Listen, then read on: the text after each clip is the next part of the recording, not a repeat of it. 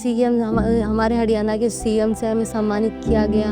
2 साल मैंने लगातार खेला, उसके बाद मेरे पैरों में इंजरी हो गई। कैसे हुई? आपको चोट कैसे लगी? खेलते टाइम मेरा पैर ट्विस्ट हो गया। कबड्डी खेलते हुए? जी, खेल नहीं पाई थी, मेरे पैर में स्वेलिंग बढ़ गई थी, मैं ऐसे चला नहीं जा रहा था। वो इंजरी के साथ कितने महीने तक आप रहे?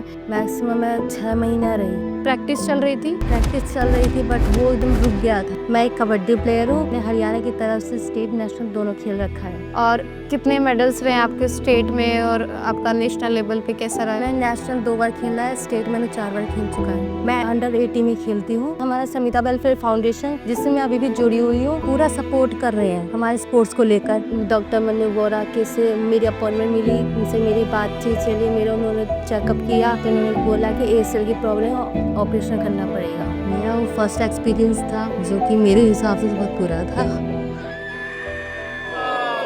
सर्जरी से कितने समय लगे आपको प्रैक्टिस को वापस से चालू करने में? 7 महीना होते ही मैंने स्टार्ट कर दिया था। सीएम हमारे हरियाणा के सीएम से हमें सम्मानित किया गया। हमारा गेम बहुत अच्छा गया इस टाइम का। तो सर्जरी के लिए बहुत मिनिमम चार्ज लिया गया। Hi everyone, I'm Dr. Astha Singh, Senior Physiotherapist, Threads Physio. Welcome to our new episode of Beyond the Brace, जो कि हर शनिवार को 6:30 PM पे डॉक्टर मनु बोरा ACL एक्सपर्ट चैनल पे पोस्ट होता है। सो आज हमारे साथ हैं रंजना जी, जो कि एक कबड्डी प्लेयर हैं, 20 साल की उम्र है। इन्होंने स्टेट और नेशनल लेवल पे भी बहुत सारे मेडल्स प्राप्त किए हैं हमारे देश के लिए। सो रंजना जी, प्लीज अपना इंट्रोडक्शन दीजिए। हेलो एवरीवन, मेरा नाम रंजना साहू है। मैं यूपी सुल्तानपुर जिले की रहने वाली हूँ। मैं 20 साल की हूँ। मैं एक कबड्डी प्लेयर हूँ और मैंने हरियाणा की तरफ से स्टेट नेशनल दोनों खेल रखा है। कितने साल से आप कबड्डी में हो? कितने टाइम से आप ये स्पोर्ट्स प्ले कर रहे हो? मेरे को 5 साल हो चुके हैं कबड्डी खेलते खेलते। और कितने मेडल्स रहे आपके स्टेट में और आपका नेशनल लेवल पे कैसा रहा? मैंने नेशनल 2 बार खेला है, स्टेट मैंने 4 बार खेल चुका है। आपके मेडल्स कितने रहे हैं? नेशनल मैंने 2 बार मैंने गोल्ड मेडल लाए हैं और स्टेट लेवल पे 3 बार। सो रंजना, कैसे आपका कबड्डी का गेम कैसे होता है? प्लीज एक्सप्लेन करो। कैसे अंडर 18, अंडर 20 जैसा कि हमने सुना है, तो किस तरीके से आपने खेला है, कब से चालू किया है और किस किस एज कैटेगरी में आपने परफॉर्म किया है? कबड्डी की अलग अलग कैटेगरी होते हैं, वेट वाइज भी होता है और एज वाइज भी होते हैं। मैं 80 मतलब अंडर 80 में खेलती हूँ। अच्छा, अंडर 80 खेलते हो आप? जी। सो आप कितने साल से कबड्डी खेल रहे हो? 5 साल से। नहीं, आपकी उम्र कितनी थी? कौन सी उम्र से आपने चालू किया है? 14 साल से। 14 साल से। आप जब 14 साल के थे तब से आपने अंडर 80 केजी आपने कबड्डी खेलना चालू किया। जी। फिर आप हरियाणा आ गए, आपको एक सर मिले जिनकी मदद से आपने कबड्डी खेलना चालू किया। कैसी रही जर्नी? किस तरीके से इनिशिएट किया आपने कबड्डी को? कबड्डी खेलना मैंने स्टार्ट किया, बट लॉकडाउन बीच में है, उसके चक्कर हमारा 2 साल का गैप हो गया था। फिर लॉकडाउन के बाद हमारा समिता वेलफेयर फाउंडेशन, जिससे मैं अभी भी जुड़ी हुई हूँ, और ये हमें मतलब कि पूरा सपोर्ट कर रहे हैं हमारे स्पोर्ट्स को लेकर। Thank you so much Samita welfare foundation, जिसके चक्कर में आज मैं यहाँ पे हूँ। सो जैसा कि रंजना आप बता रहे हो कि 2020 के बाद जब आपका लॉकडाउन आया था कोरोना की वजह से, आपके गेम पे इम्पैक्ट पड़ा था, 1-2 साल का रेस्ट हो गया। फिर आप समिधा वेलफेयर फाउंडेशन से जुड़े। फिर किस तरीके से उन्होंने मदद की आपकी गेम में वापसी में? मैं 2022 मतलब 21 में समिता वेलफेयर फाउंडेशन से जुड़ी। अच्छा, मोर देन 4 इयर्स हाँ, हो गए हैं आपको जुड़े हुए। हो चुके हैं। फिर उसके बाद कैसे गेम में वापसी की? वापसी मतलब जो हमारे पहले थे, उनसे हमारा पूरा कॉन्टैक्ट छूट गया। हम भिवानी में खेलती थी मैं। भिवानी से सारा सब छूट गया लॉकडाउन के चक्कर में। फिर उसके बाद यहाँ पर आई, तो हमारी करिश्मा मैम ने हमारे लिए उधर के टीचर ढूँढा। कोच से आप हाँ, कोच को ढूँढा। तो हमारे सुनील सर, परवीन सर, जो अभी हमें खिलाते हैं ताऊ देवीलाल स्टेडियम में। तो अभी कैसी चल रही है आपकी प्रैक्टिस? अभी तो काफ़ी अच्छी चल रही है। तो फिर जैसे ही आपने गेम में वापसी की, अपने फाउंडेशन की मदद से, कितने टाइम तक आपने प्रैक्टिस किया? कितनी बार गेम खेला आपने? 2 साल मैंने लगातार खेला, उसके बाद मेरे पैरों में इंजरी हो गई। कैसे हुई? आपको चोट कैसे लगी? खेलते टाइम मेरा पैर ट्विस्ट हो गया। कबड्डी खेलते हुए? जी। ठीक है, फिर उसके बाद क्या दिक्कत आ रही थी आपको? खेल नहीं पाई थी, मेरे पैर में स्वेलिंग बढ़ गई थी, मैं ऐसे चला नहीं जा रहा था। क्या-क्या इश्यूज आ रहे थे गेम परफॉर्म करते हुए, कबड्डी खेलते हुए? गेंद से बिल्कुल मूव नहीं कर पा रही थी मैं। पेन वगैरह बहुत था? पेन था। फिर कैसे वो इंजरी के साथ कितने महीने तक आप रहे? कितना टाइम स्पेंड? इंजरी के साथ मैक्सिमम मैं 6 महीना रही इंजरी के साथ। गेम भी साथ ही साथ खेल रहे थे? प्रैक्टिस चल रही थी? प्रैक्टिस चल रही थी बट वो एकदम रुक गया था। रुक गया था इंजरी की वजह से। हाँ। तो फिर कैसे पता चला कि अभी आपको एसीएल इंजरी हुई है? समिता वेलफेयर फाउंडेशन से जुड़ के वो डॉक्टर मनु बोरा के से मेरी अपॉइंटमेंट मिली, उनसे मेरी बातचीत चली, मेरा उन्होंने चेकअप किया तो उन्होंने बोला कि एसीएल की प्रॉब्लम है, ऑपरेशन करना पड़ेगा। एसीएल इंजरी बताई डॉक्टर मनु बोरा ने आपको। फिर अंजना जी, जैसे कि आप बता रहे हो कि आप आए अपनी टीम के साथ, मनु सर से मिले, उन्होंने आपको सर्जरी सजेस्ट किया, उसके बाद आपका क्या सोच था, क्या क्या रिएक्शन था कि सर्जरी करवानी चाहिए, नहीं करवानी चाहिए? कितना टाइम लिया आपने सोचने समझने के लिए? 1.5 महीना पहले सर से बात हुई थी मेरी, उन्होंने बोला कि ऑपरेशन के लिए। तो सोचा क्योंकि मुझे दोबारा खेलना था, दोबारा खेलने के लिए मैंने ऑपरेशन करवा लिया 1.5 महीने बाद। तो फाइनली आपने 1.5 महीने के बाद डिसीजन ले लिया कि आपको सर्जरी करवानी है। ठीक है, तो सर्जरी होने के बाद क्या कुछ दिक्कतें आई? जनरली नी बेंडिंग में, एक्सटेंशन में, रेंज ऑफ मोशन को गेन करने में दिक्कत आती है। आपको कोई दिक्कत आ रही थी सर्जरी के बाद? वो नॉर्मली तो आ रही थी क्योंकि ऑपरेशन हो रखा था, तो बेंडिंग में थोड़ी प्रॉब्लम थी। कितना टाइम लिया आपने range of motion knee bending complete करने के लिए? मैक्सिमम 15 दिन। 15 दिन में एसीएल सर्जरी के बाद आपकी नी बेंडिंग कंप्लीट हो गई? बेंडिंग है। नाइस। उसके बाद फिर फंक्शनल एक्टिविटीज़ में रोज़मर्रा की जो भी एक्टिविटीज़ होती है, लाइक वॉकिंग, चलना-फिरना, सीढ़ियाँ चढ़ना-उतरना, उठना-बैठना, वो सारी एक्टिविटीज़ में आने में कितना टाइम लगा आपको?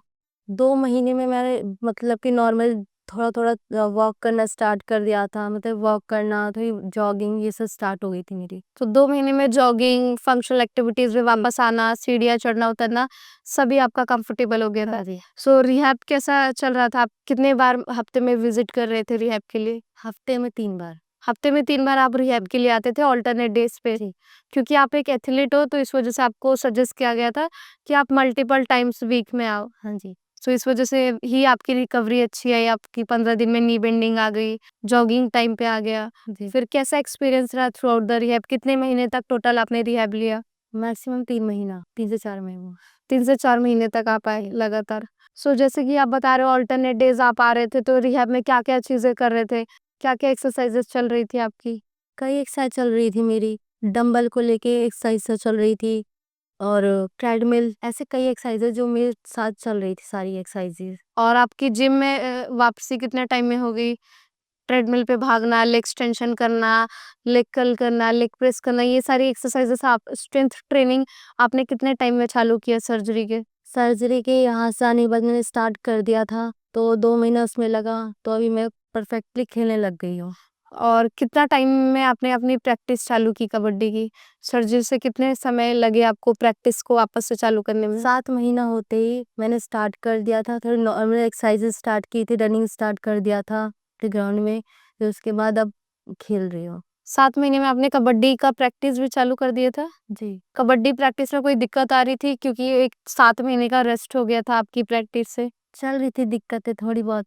प्रोफेशनली कितने टाइम में आप गेम खेलने लग गए थे? 10 महीना। 10 महीने में कॉम्पिटिशन में आ गए थे आप। प्रोफेशनली आप कबड्डी खेलने लग गए। हाँ। कोई दिक्कत आ रही थी? नॉर्मल पेन रहता था। अभी कोई दिक्कत आती है? नहीं। अभी कितना टाइम हो गया सर्जरी को? 10 महीना। 10 महीना? 11 महीना। 10 से 11 महीना। अभी कबड्डी आराम से खेल रहे हो? जी। कितनी बार आपने प्रोफेशनली पार्टिसिपेट किया है गेम में? अभी एक ही बार किया है। एक बार। State, national? CM cup. कैसा रहा आपका प्रैक्टिस? कैसा रहा उस टाइम का गेम?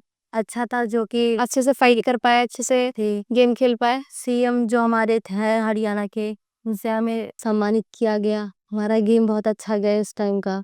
सो रंजना, कैसा रहा आपका एक्सपीरियंस हमारी फिजियो टीम के साथ? एक्सपीरियंस तो बहुत अच्छा था, यहाँ के बहुत सारे स्टाफ बहुत अच्छे हैं, बहुत सपोर्टेड है, जिन्होंने मेरे एक्सरसाइज को लेके बहुत सपोर्ट किया, मेरे बहुत एक्सरसाइजेस करवाए, जिसके चक्कर में मैं आज हर चीज़ कर पा रही हूँ, चल पा रही हूँ, तो खेल पा रही हूँ।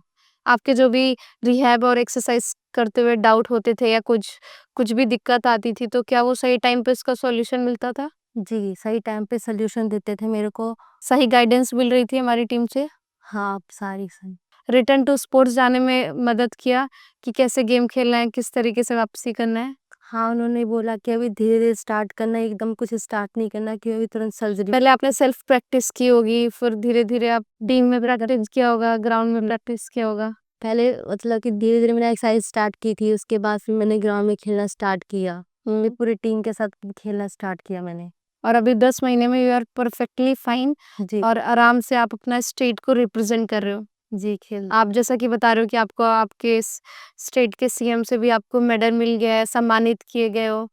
डॉक्टर मनु बोरा के बारे में कुछ कहना चाहोगे? कैसे आपने उनसे कोऑर्डिनेट किया? सर्जरी कैसे उन्होंने की? आपका संविदा वेलफेयर फाउंडेशन कैसे मनु सर से मिला? आपको कोई चार्ज पे करना पड़ा सर्जरी का, रिहैब का? जैसा कि आप बता रहे हो कि सर्जरी के लिए आप संविदा वेलफेयर फाउंडेशन जो आपकी टीम है, उनके थ्रू आप डॉक्टर मनु बोरा से कंसल्ट किए। तो सर्जरी के लिए कैसे कंसल्ट किया गया और कोई चार्ज पे किया गया, आपसे माँगा गया, रिहैब कैसा चला? सर्जरी के लिए तो मिनिमम चार्ज लिया गया। मनु सर ने आपको कैसे एक्सप्लेन किया? आप कॉन्फिडेंट फ़ील कर रहे थे?